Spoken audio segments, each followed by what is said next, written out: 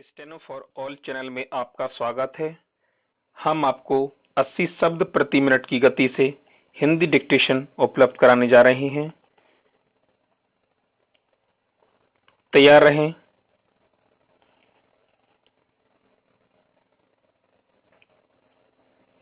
Ready, start. आधुनिक समय में महिलाएं सभी क्षेत्रों में अपने साहस का बेहतरीन प्रदर्शन कर रही हैं और पुरुषों के साथ कंधे से कंधे मिलाकर चल रही हैं, जिसमें सशस्त्र बल का क्षेत्र भी अछूता नहीं है। वर्तमान में निर्मला सीतारमण रक्षा मंत्री हैं, जो इस क्षेत्र की सर्वे सर्वा हैं और यह देश तथा महिलाओं के लिए गौरव की बात है। निर्मला सीतारमण इंदिरा गांधी के पश्चात देश की दूसरी महिला रक्षा मंत्री हैं। महिलाएं समाज के विकास एवं उन्नति में महत्वपूर्ण भूमिका निभाती हैं। उनके बिना विकसित तथा समृद्ध समाज की कल्पना नहीं की जा सकती। एक प्रसिद्ध कहावत है कि यदि आप एक पुरुष को शिक्षित कर रहे हैं तो आप केवल एक पुरुष को शिक्षित कर रहे हैं, परंतु यदि आप एक महिला को शिक्षित कर रहे हैं तो आप आने वाली पूरी पीढ़ी को शिक्षित कर रहे हैं।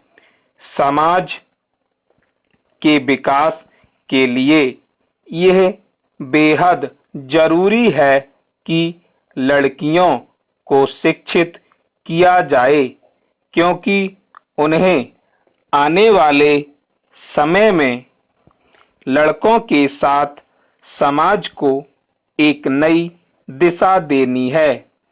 आज उन्हें नजरअंदाज नहीं किया जा सकता।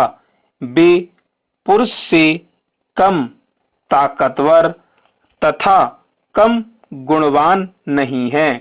भारत की लगभग आधी जनसंख्या प्रतिनिधित्व महिलाएं करती हैं।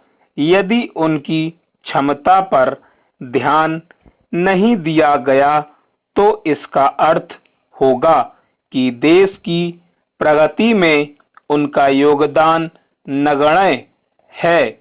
महिलाओं से परिवार बनता है, परिवार से घर बनता है, घर से समाज बनता है और समाज से देश बनता है। महिलाओं का योगदान हर जगह है। महिला की क्षमता को नजरअंदाज करके समाज की कल्पना करना व्यर्थ है।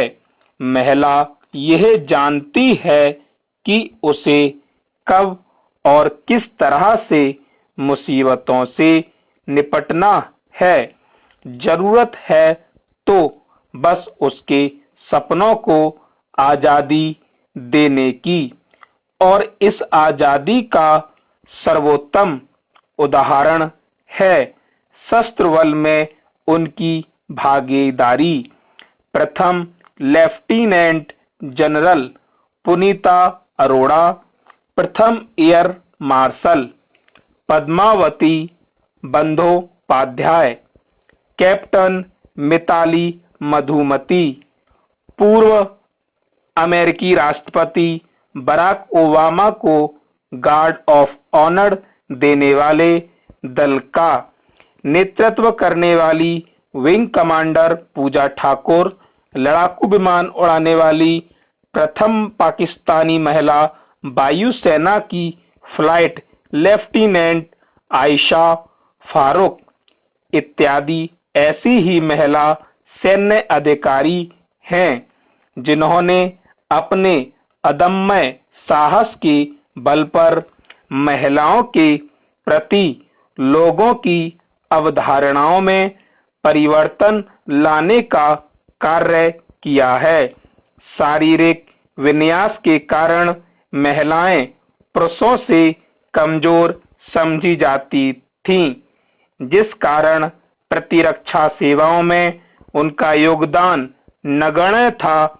हम शक्ति के रूप में दुर्गा की उपासना तो करते हैं, लेकिन रक्षा सेवाओं के लिए उन्हें अयोग्य मानते रहे। अंततः उनकी भागीदारी को स्वीकार किया गया और उन्होंने अपने प्रति सारी भ्रांतियों का निवारण कर दिया। वर्ष 1992 में पहली बार भारतीय सेना में महिलाओं के लिए द्वार खोले गए और 25 महिला कैडेट्स को ऑफिसर ट्रेनिंग एकेडमी गया में ट्रेनिंग दी गई। इससे पहले महिलाएं सेना में केवल मेडिकल सेवाओं के लिए ही नियुक्त की जाती थीं।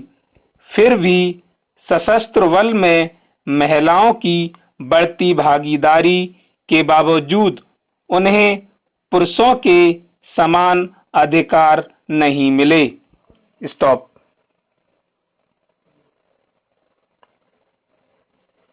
डिक्टेशन लिखने के बाद लिप्यांतरण अवश्य करें और चेक करने के लिए आपको पीडीएफ डिस्क्रिप्शन में दी जाएगी। आप चाहें तो हमारे व्हाट्सएप ग्रुप से जुड़ सकते हैं, जो डायरेक्ट पीडीएफ व्हाट्सएप ग्रुप में भेज दी जाती है। धन्यवाद। स्टोरी अच्छी लगी हो तो लाइक शेयर जरूर करें और चैनल को सब्सक्राइब करना ना भूलें।